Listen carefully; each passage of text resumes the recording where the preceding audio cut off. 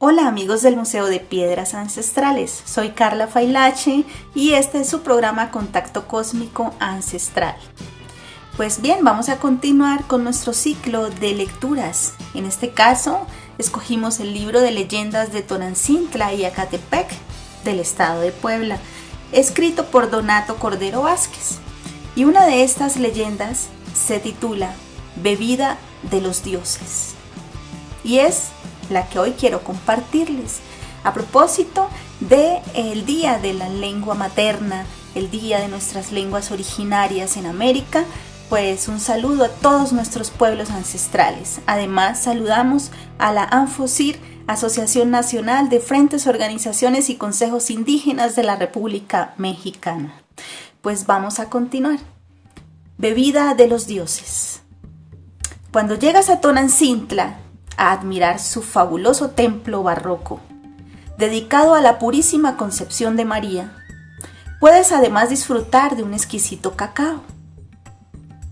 El cacao es una semilla originaria de Chiapas y Tabasco, con la que se elabora el chocolate cuando se le agrega azúcar, por todos conocidos y saboreado. Pero el cacao o chocolate de agua es una bebida hecha con cacao, agua, azúcar, una planta llamada pancololo y hielo. El pancololo es la sustancia causante de que produzca la espuma que le caracteriza. El cacao era una bebida de reyes, aunque le llaman la bebida de los dioses.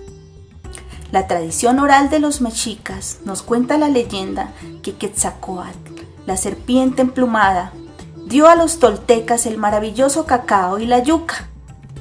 El propósito del dios consistía en tener a los hombres bien alimentados para que pudiesen dedicarse con tranquilidad a estudiar, convertirse en hombres sabios, en magníficos arquitectos y en dedicados artistas y artesanos. Quetzalcóatl se robó el árbol de cacao del paraíso donde vivían los dioses y plantó un pequeño arbusto de hojas rojizas en la tierra de Tula. Ya que hubo plantado el arbusto, se dirigió a ver al dios del agua Tlaloc y le pidió que enviara lluvia para que la planta se alimentara y creciese bella y abundante. Poco después se dirigió a la morada de Xochiquétzatl, flor de plumaje precioso, diosa de la belleza y del amor, y le pidió que diese a su árbol flores maravillosas. Con el tiempo la planta dio frutos de cacao.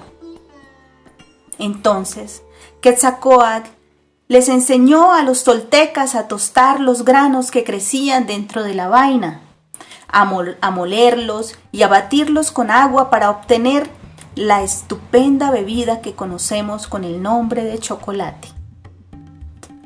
Los toltecas, bien alimentados con la sabrosa y energética bebida, acrecentaron sus poderes y se convirtieron en hombres fuera de serie.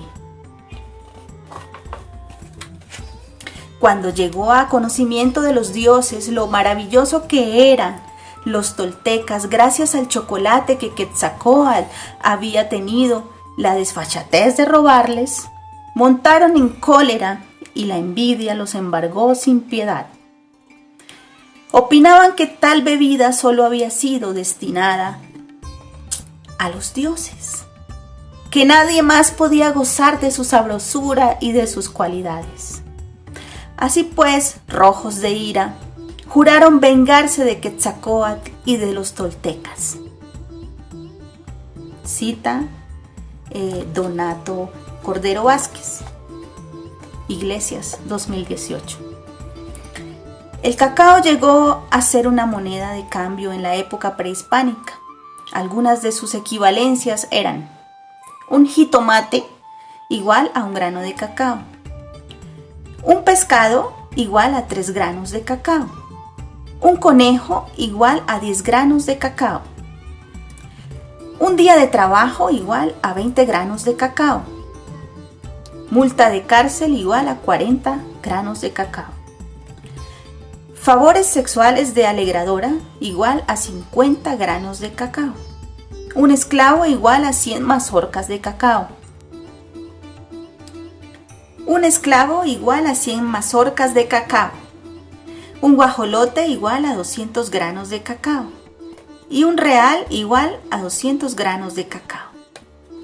Una vez que se le agregó azúcar, la aristocracia europea comenzó a apreciar los placeres del cacao, que llegó por primera vez a la corte española en el año de 1544. En la época colonial se refiere el caso de Chiapa de la Real, llamada actualmente San Cristóbal de las Casas, que el obispo Bernardino de Salazar fue envenenado por prohibir a la gente adinerada alejarse de la práctica de beber chocolate en la catedral en horas de misa. Pues justo en la prédica religiosa entraban mozos, criados, esclavos, sirvientas, pavoneándose y tintineando, pocillos, cucharitas, charolas, jarras, tazas, sorbiendo la gente de alcurnia el chocolate, convirtiendo la hora de misa en una verdadera tertulia. Molesto por el sacrilegio, emprendió muchas estrategias de convencimiento para eliminar tal mal hábito. Como la costumbre no terminaría, puso un letrero de excomunión en la entrada de catedral para el que continuara con sus costumbres. Era una costumbre tan arraigada, producto del privilegio de las clases adineradas, que llegó hasta el punto de que los miembros del cabildo catedralicio intervinieran quitándole los enseres al que intentara entrar a servir el chocolate. Pero razón suficiente para que, molesto por tan ruin hábito, prohibiera la entrada de la servidumbre y el servicio. La catedral se quedó vacía y emigraron los fieles a los conventos donde les era permitido seguir con su mala costumbre. Algunos otros oficiaron misa en sus capillas privadas. Dicen que una mujer de encumbrada categoría promovió la defensa de sus derechos, pero al no encontrar apoyo en las autoridades ni civiles ni eclesiásticas, fue envenenando al obispo poco a poco en represalia de tal prohibición. Todos mencionaban que la muerte del obispo era un castigo divino por su soberbia. Dice la historia que se hizo famosa la frase de dar o recibir el jicarazo. Pero vayamos a la historia de cómo llegó la tradición de beber cacao en la barroca Tonancintla. Como se sabe, el estado que más consume chocolate es Oaxaca. De allá llega la semilla del cacao vía Huaquechula. La semilla se tuesta, se muele hasta conseguir una masa y se deshace en una cazuela donde se le agrega el azúcar y el pancololo y se bate con el molinillo para elevar la espuma. Además se le agrega hielo que le da el sabor refrescante y se sirve en las clásicas jícaras de Olinalá, Guerrero. Cabe aclarar que dentro de la iglesia de Tonancintla existe una representación de lo que fuera el fruto del cacao por su color.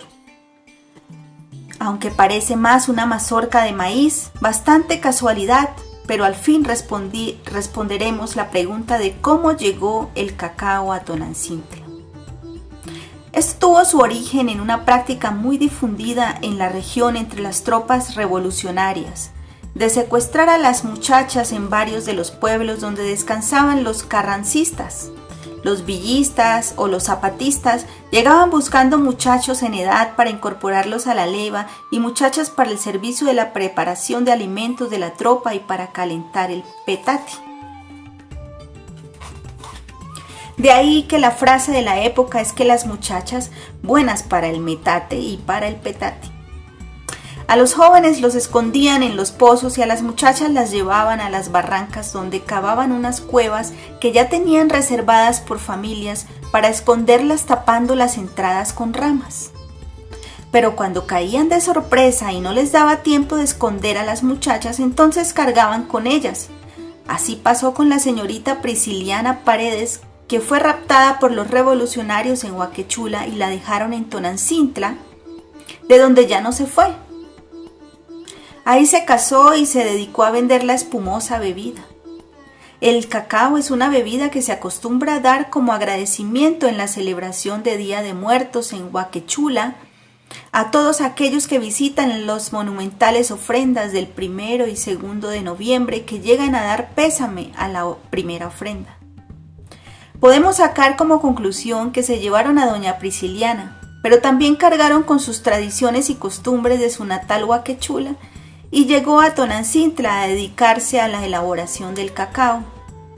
La muchacha se casó en Tonancintla y tuvo 2 hijas a las que les enseñó el oficio, y una de ellas fue la mamá de doña Esperanza Tecuanhuehue, doña María de los Ángeles y Karina, que son las cacaoteras más conocidas de la comunidad y que están presentes en muchas de las ferias y festividades de los pueblos aledaños. Así es que cuando visite Santa María Tonancintla, pruebe el exquisito cacao, bebida de los dioses, una bebida con tradición. Pues bien, esta fue la leyenda de Tonancintla y Acatepec de Donato Cordero Vázquez, titulada Bebida de los Dioses. Entonces, amigos, un abrazo y espero contar con ustedes en el próximo programa de Contacto Cósmico Ancestral. Un saludo desde el Museo de Piedras Ancestrales. Soy Carla Failache. Hasta pronto.